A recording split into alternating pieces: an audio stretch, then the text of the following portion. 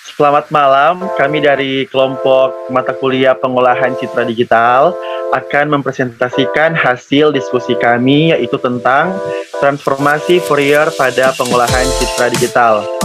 Dengan anggota kelompok yang pertama ada Switi Lumenta, ada Fitria Minabari, ada Vino Ismail, dan Talita Tuuk. Dipersilakan kepada teman-teman yang akan memulaikan.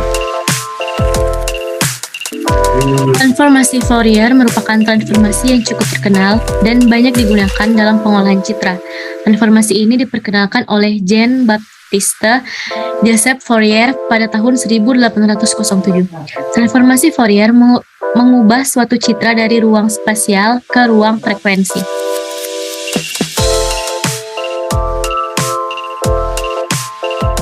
Next. Bilangan kompleks. Bilangan kompleks merupakan bilangan yang terdiri dari dua bagian, yaitu bagian real dan bagian imajiner. Bentuk umum bilangan kompleks yaitu A plus IB, dengan A dan B merupakan bilangan real dan B tidak sama dengan 0. Bilangan real merupakan bilangan yang kita pakai dalam kehidupan sehari-hari, seperti bilangan akar, bilangan rasional atau pecahan, bilangan bulat, dan lainnya. Sedangkan bilangan imajiner merupakan bilangan yang dilambangkan dengan I atau imajiner yang memiliki nilai akar -1. Beberapa operasi dalam bilangan kompleks seperti operasi penjumlahan, pengurangan, perkalian, pembagian, dan sebagainya. Perhatikan contoh berikut untuk lebih memahami konsep bilangan kompleks. Contoh Z sama dengan 4 tambah 3I. Bilangan di atas merupakan bilangan kompleks dengan bagian realnya adalah 4 dan bagian imajinernya yaitu 3i. Untuk menuliskan bagian real dapat digunakan simbol RE, sedangkan untuk bagian imajiner dapat ditulis dengan IM. Misalnya pada contoh di atas tuliskan RE kali Z sama dengan 4 dan IM kali Z sama dengan 3i.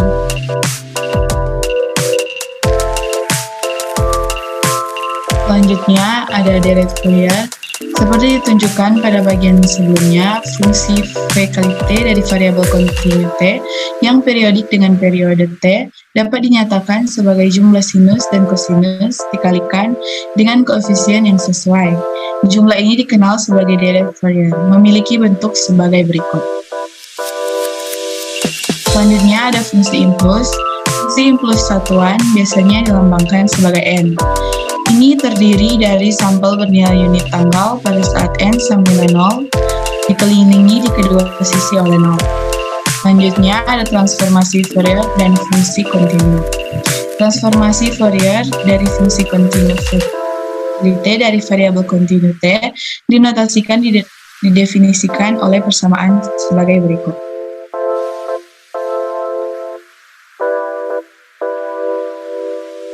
Selanjutnya, pengambilan sampel dari transformasi Fourier dari fungsi sampel. Di bagian ini, kami menggunakan konsep dari merumuskan masalah, merumuskan dasar untuk mengekspresikan pengambilan sampel secara matematis. Mulai dari prinsip dasar, ini akan membawa kita ke transformasi Fourier dari fungsi sampel, yaitu transformasi Fourier discrete. Selanjutnya ada sampling, sketsa ilustratif dari transformasi Fourier dari fungsi terbatas pita B dan D, transformasi fungsi sampel yang sesuai di bawah kondisi pengambilan sampel berlebih, pengambilan sampel kritis, dan pengambilan sampel di bawah masing-masing.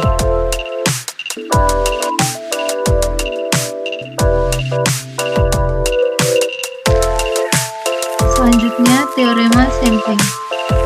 Persamaan ini menunjukkan bahwa fungsi terbatas pita kontinu dapat diperoleh kembali sepenuhnya dari sekumpulan sampelnya jika sampel diperoleh pada laju yang melebihi 2 kali konten frekuensi tertinggi dari fungsi tersebut.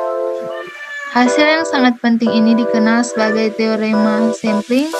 Kita dapat mengatakan berdasarkan hasil ini bahwa tidak ada informasi yang hilang jika fungsi terbatas pita kontinu diwakili oleh sampel yang diperoleh pada tingkat yang lebih besar dari 2 kali konten frekuensi tertinggi dari fungsi tersebut. Sebaliknya, kita dapat mengatakan bahwa frekuensi maksimum yang dapat ditangkap dengan mengambil sampel sinyal pada suatu laju.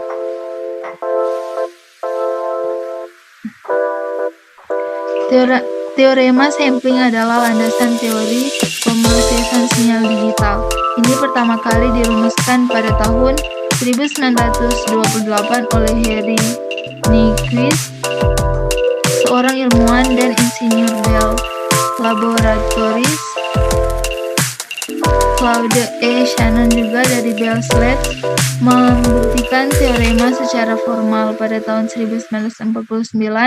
Ketertarikan baru pada teorema pengambilan sampel pada akhir 1940-an dimotivasi oleh munculnya sistem komputasi digital awal dan komunikasi modern yang menciptakan kebutuhan akan metode yang menangani data digital.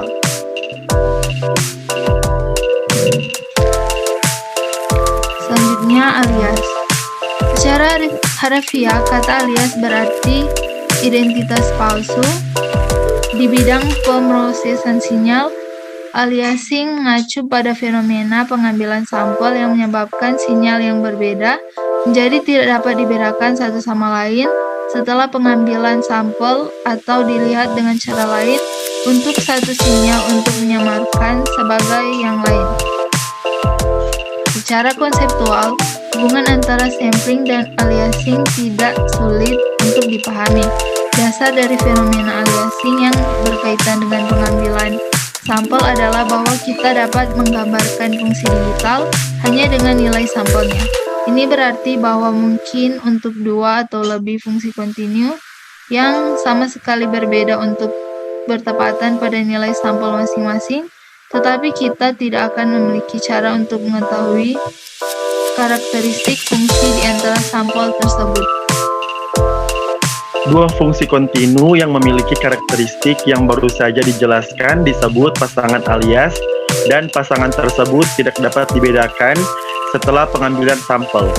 Perhatikan bahwa alasan fungsi ini diberi alias karena kami menggunakan laju pengambilan sampel yang terlalu kasar.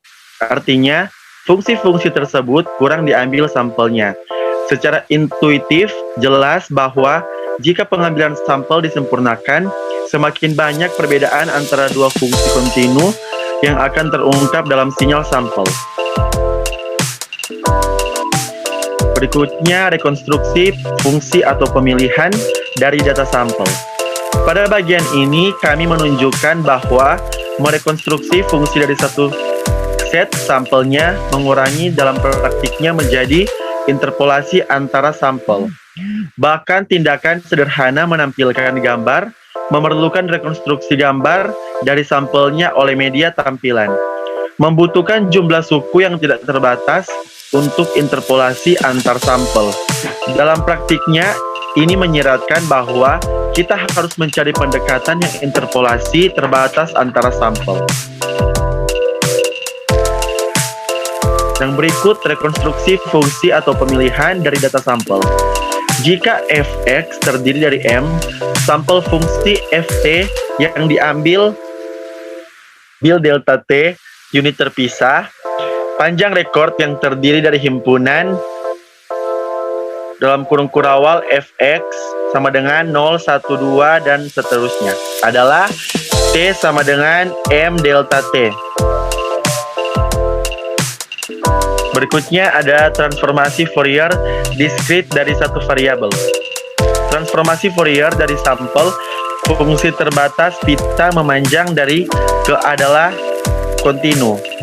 Fungsi periodik yang juga meluas dari ke dalam praktiknya, kami bekerja dengan jumlah sampel yang terbatas, dan tujuan dari bagian ini adalah untuk memperoleh DFT dari kumpulan sampel hingga tersebut. Memberikan transformasi dari data sampel dalam hal transformasi fungsi asli, tetapi itu tidak memberi kita ekspresi untuk dalam hal fungsi sampel diri. Kami menemukan ekspresi itu langsung dari definisi Fourier. Oleh karena itu, semua yang kita butuhkan untuk mengkarakterisasi adalah satu periode, dan pengambilan sampel satu periode dari fungsi ini adalah dasar untuk DFT. Misalkan kita ingin mendapatkan M sampel dengan jarak yang sama dari diambil selama interval satu periode. Demikian hasil presentasi dari kelompok kami. Semoga bermanfaat. Terima kasih.